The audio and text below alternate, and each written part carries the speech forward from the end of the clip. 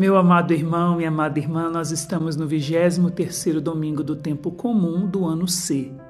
E hoje a liturgia traz para nós o Evangelho de Lucas, capítulo 14, nos seus versículos de 25 a 33. Então vamos lá.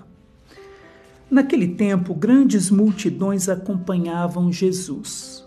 Voltando-se, ele lhes disse: Se alguém vem a mim, mas não se desapega de seu pai e sua mãe, sua mulher e seus filhos, seus irmãos e suas irmãs e até da sua própria vida, não pode ser meu discípulo. Quem não carrega sua cruz e não caminha atrás de mim, não pode ser meu discípulo. Com efeito, qual de vós, querendo construir uma torre, não se senta primeiro e calcula os gastos para ver se tem o suficiente para terminar? Caso contrário, ele vai lançar o alicerce e não será capaz de acabar. E todos os que virem isso começarão a caçoar, dizendo: Este homem começou a construir e não foi capaz de acabar. Ou ainda, qual rei que, ao sair para guerrear com o outro, não se senta primeiro e examina bem se com 10.000 homens poderá enfrentar o outro que marcha contra ele com 20.000? Se ele vê que não pode, enquanto o outro rei ainda está longe, envia mensageiros para negociar as condições de paz. Do mesmo modo, portanto, qualquer um de vós, se não renunciar a tudo o que tem, não pode ser meu discípulo. Para a gente poder compreender esse Evangelho de Jesus, nós precisamos ler Deuteronômio capítulo 6, versículo 4 e 5, quando a palavra de Deus diz assim: Ouve, Israel, o Senhor nosso Deus é o único Senhor.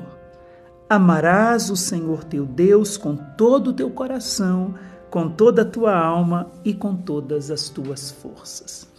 Isso significa que a vontade de Deus para mim e para você é que nós o amemos acima de todas as coisas, que nós amemos o Senhor de todo o coração, com a nossa alma e com as nossas forças. Eu não vou explicar essas três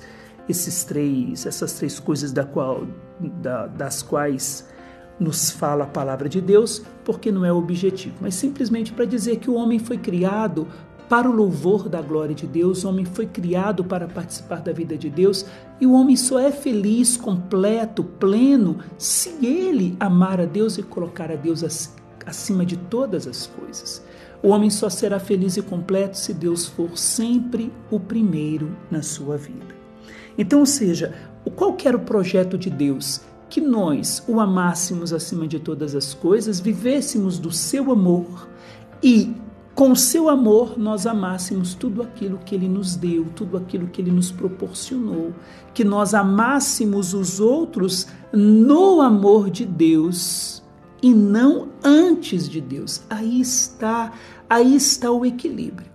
Amar as coisas, amar as pessoas em Deus e não antes de Deus. Nunca colocar nada antes do amor de Deus, nunca antepor a Deus em nada. Ou seja, o meu amor, o meu coração todo inteiro é para Deus, a minha vida toda inteira é para Deus.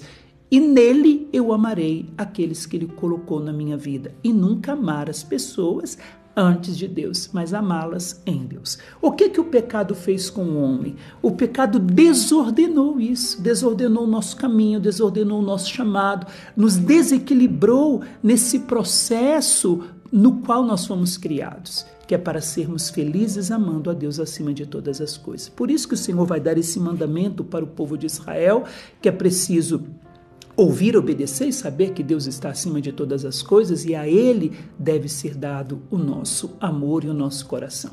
Então, como o pecado desordenou todas essas coisas e inverteu as coisas, inverteu os valores, o pecado colocou o homem na frente de Deus, o pecado colocou as pessoas antes de Deus, e assim o mundo passou a se amar e amar entre aspas, amar o outro antes de amar a Deus. É por isso que o amor hoje está aquilo que deveria ser amor está completamente desordenado, desequilibrado, porque deixou de ser amor.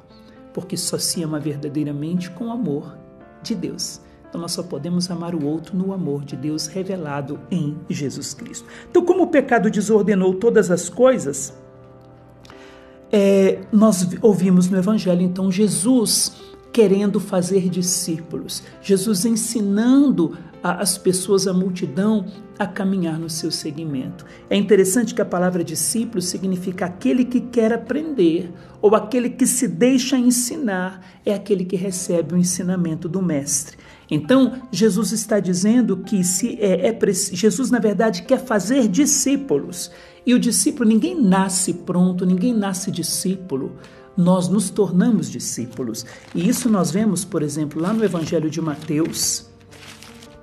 Evangelho de Mateus, capítulo 11, versículo 29, que diz o seguinte: tomai sobre vós meu jugo e sede discípulos meus, porque sou manso e humilde de coração e encontrareis descanso para vós. Então, aquele que escuta o ensinamento de Jesus tem repouso.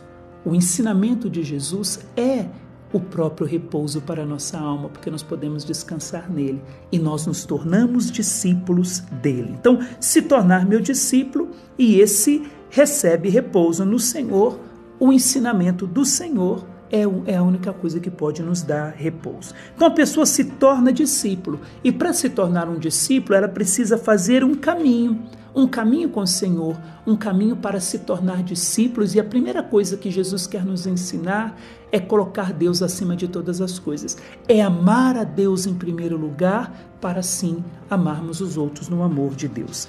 O Evangelho de Mateus, capítulo 27, o versículo 57 diz assim: ao entardecer veio um homem rico de Arimateia chamado José, que também se tornara discípulo de Jesus. Então nós percebemos que as pessoas se tornam discípulos de Jesus.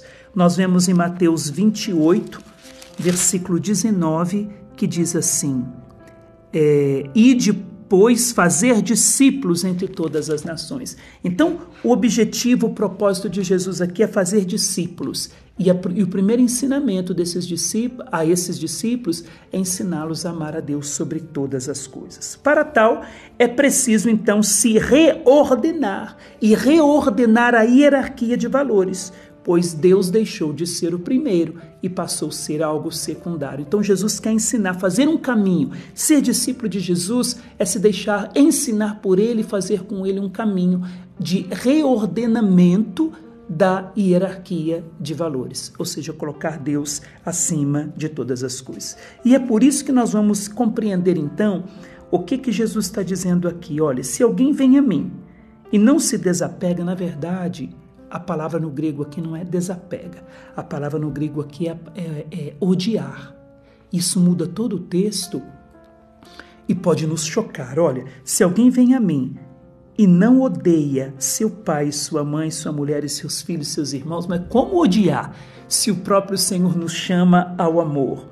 Odiar a sua família, aqui no termo grego, significa preferir a Deus e amá-lo acima de tudo. Não é odiar de abandono, mas é colocar a família no seu devido lugar. Amá-la, dar a vida por ela se preciso for, com o amor que eu tenho a Deus e com o amor que eu recebo dele. Isso é odiar, ou seja, preferir a Deus, colocar Deus no seu devido lugar. Como vai dizer para nós o Salmo. Nós podemos encontrar isso lá no Salmo 72, versículo 26, que diz o seguinte.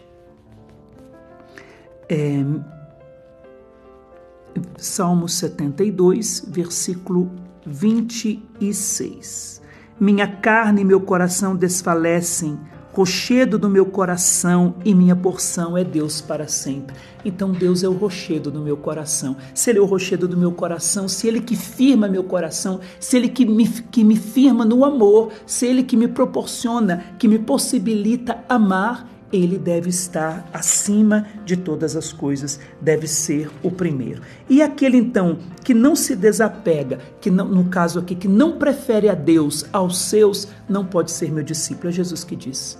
se nós não preferirmos a Deus, se nós não colocarmos a Deus acima de tudo, e se o Senhor não estiver na frente para que possamos amar os outros com o amor de Deus, nós não podemos ser discípulos do Senhor.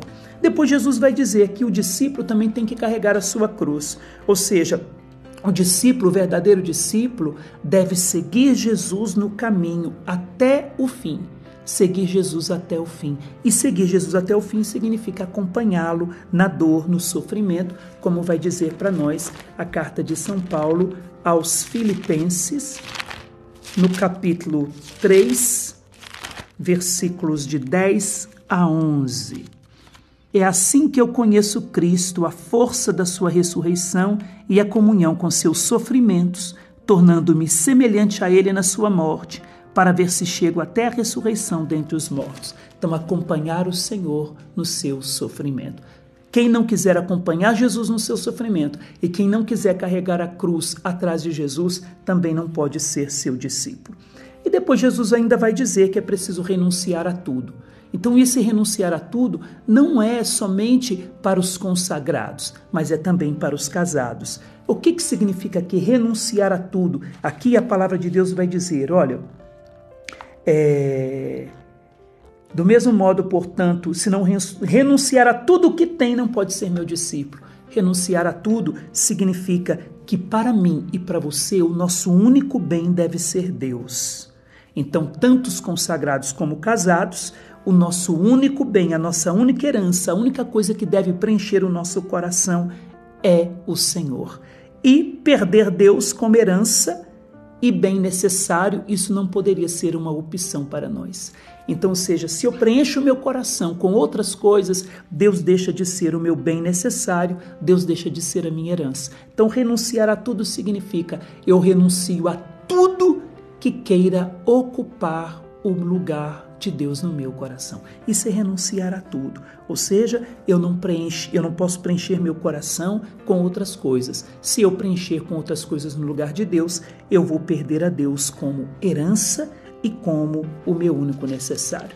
É interessante que se nós pegarmos Atos dos Apóstolos, é um versículo bem pequenininho, mas que revela muita coisa para nós, dos discípulos de Jesus, que tinham Jesus como única herança, como único bem supremo. Lá em Atos 3, versículo 6, a palavra de Deus diz assim: quando viu Pedro e João entrarem no templo, o homem pediu uma esmola. Pedro, com João, olhou bem para ele e disse: olha para nós. Ou seja, nós não temos nada. O homem ficou olhando para eles, esperando receber alguma coisa. Pedro então disse: não tenho ouro e nem prata. Tudo isso, ou seja, a tudo isso eu renunciei. Mas o que eu tenho eu te dou. Em nome de Jesus Cristo Nazareno, levanta-te e anda, e o homem foi curado. O que Pedro e João tinham? O Senhor. A herança que era o Senhor no seu coração. É a isso que o Senhor está nos chamando. A renunciar a tudo que queira ocupar o lugar de Deus na nossa vida. Ou seja, a minha herança e a sua herança deve ser o Senhor. É esse o caminho que o Senhor quer fazer com seus discípulos. É esse o ensinamento que Ele quer dar aos seus discípulos. Amar a Deus de todo o coração, com toda a sua alma, com todo o entendimento, e amar os outros a partir do amor de Deus. Nunca amar as pessoas antes de Deus, mas amar as pessoas em Deus. Depois nós vemos as duas pequenas parábolas da construção da torre e da guerra.